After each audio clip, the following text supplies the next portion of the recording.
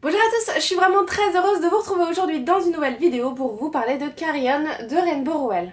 Il y a quelques semaines, je vous ai fait une vidéo sur le livre Fangirl, toujours de Rainbow Rowell, et je vous avais expliqué que, en gros, dans le livre, on suivait le personnage de Kat qui entrait à l'université et qui était passionnée de fanfiction. En fait, elle écrivait des fanfictions sur une saga littéraire qui s'appelait Simon Snow, et le dernier tome de la saga allait sortir pour de vrai, donc écrit par la vraie auteure, et elle écrivait sa propre version de ce tome-là qui s'appelait Carrion, et elle voulait absolument que sa version de Carrion sorte avant celle de la véritable auteure, et voilà. Du coup, lorsque j'ai reçu le livre, je me suis dit tout simplement que ça c'était la version de Carrion écrite par Kat, donc le personnage du roman Fangirl, et en fait c'est pas du tout le cas. Ce roman-là, Carrion, c'est la version Rainbow Rowell. C'est-à-dire qu'une fois que Rainbow Rowell a fini d'écrire Fangirl et donc toutes les petites parties de science-fiction, elle s'est dit je peux pas laisser Simon Snow et Baz. Enfin, il faut que j'écrive une suite à leur histoire, c'est des personnages qui méritent d'être encore plus exploités. Donc voilà, c'est pas l'histoire écrite par l'auteur de Simon Snow, c'est pas la fanfiction de Kat, c'est bien une fanfiction de Rainbow Rowell. Donc voilà, maintenant que j'ai essayé de démêler un petit peu tout ça, je vais essayer de vous parler de l'histoire du roman.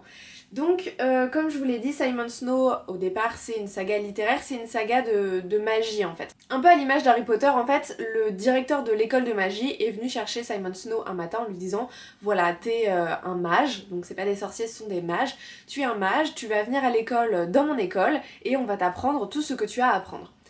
Au fur et à mesure des tomes de cette saga, on va apprendre que Simon Snow c'est le plus grand des mages, le plus puissant, et qu'il y a une prophétie autour de lui qui fait qu'il va devoir sauver en fait le monde des mages. Ce livre-là, en gros, se situe après les 7 premiers tomes de la saga. Donc pareil, encore un petit peu comme Harry Potter, dans la saga écrite par l'auteur de Simon Snow, il y a 8 tomes puisqu'il y a 8 ans d'école. Donc voilà, en gros, on se trouve à la 8e année, et voilà, on rejoint nos personnages là. Donc il y a un peu toute une mise en situation pour expliquer un peu qui sont les personnages, etc. Si vous n'avez pas lu Fangirl, vous pouvez tout à fait lire Carrion puisque voilà, tout est expliqué. Moi-même j'avais lu Fangirl, mais bon, il y avait plein de trucs qui n'étaient pas tout à fait clairs puisque voilà, vu que c'était juste quelques courts extraits, on n'était pas au courant de la grande majorité des choses, des petits détails en fait du monde des mages.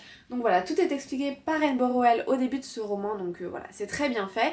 Et puis du coup, on apprend à connaître Baz, Pénélope, Agatha et évidemment Simon. Alors voilà, Simon doit sauver le monde des mages, sauf qu'il y a un petit souci, c'est que Simon a du mal à maîtriser ses pouvoirs, il a tendance à exploser et donc à peut-être faire un petit peu plus de mal que de bien autour de lui, enfin bon, en tout cas il fait de son mieux.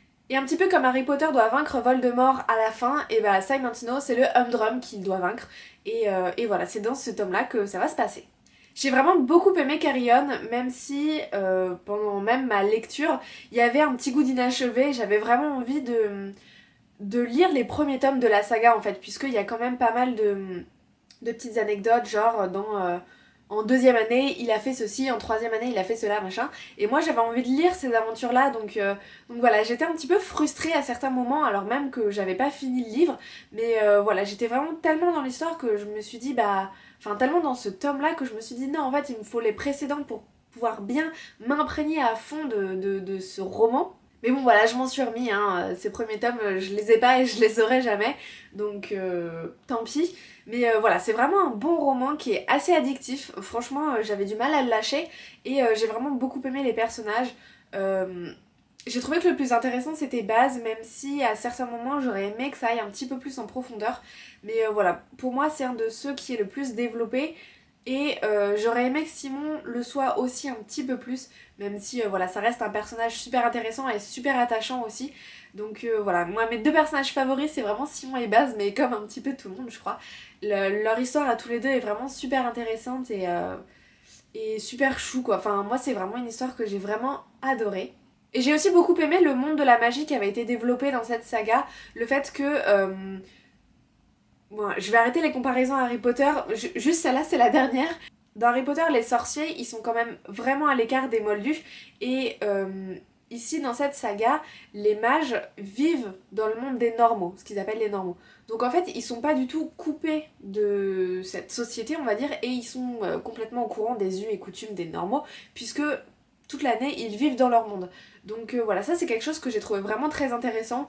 Voilà, les mages ils ont des téléphones portables, ils savent les utiliser, enfin voilà, ils sont intégrés dans la société, même si évidemment les normaux ne savent pas que les mages existent. Voilà, c'est juste un petit détail, mais j'espère que c'est le genre de choses qui titillera un peu votre curiosité et qui vous donnera envie de lire ce roman. Voilà, moi en tout cas c'est un livre que j'ai vraiment adoré, j'ai passé un super moment. Comme je vous l'ai dit, je suis un peu triste que ce soit déjà terminé, j'avais eu déjà cette impression à la fin de Eleanor and Park de Rainbow Rowell et aussi évidemment de Fangirl. Voilà, Rainbow Rowell pour moi c'est une auteure assez incontournable que j'aime vraiment beaucoup. Je trouve qu'elle arrive à créer des univers et des personnages très attachants, avec beaucoup de détails, avec un style qui est à la fois simple, fluide, mais en même temps hyper entraînant. Et voilà, pour moi c'est une auteure incontournable. Il me reste encore un roman dans ma bibliothèque de l'auteur que je n'ai pas lu, c'est Attachment, qui est publié chez Milady. J'ai hâte de lire, vraiment, c'est pas du tout dans le même genre, mais voilà. Rainbow Rowell c'est en train de devenir mon auteur préféré, donc je ne peux que vous conseiller de lire ce roman, de découvrir l'auteur si jamais vous n'avez lu aucun roman de celle-ci. Et voilà. Voilà, j'espère vraiment que cette vidéo vous a plu. Si c'est le cas, n'hésitez pas à mettre un petit pouce vers le haut et n'hésitez pas à venir discuter avec moi en commentaire. Je vous remercie vraiment d'avoir regardé cette vidéo et je vous dis à très bientôt.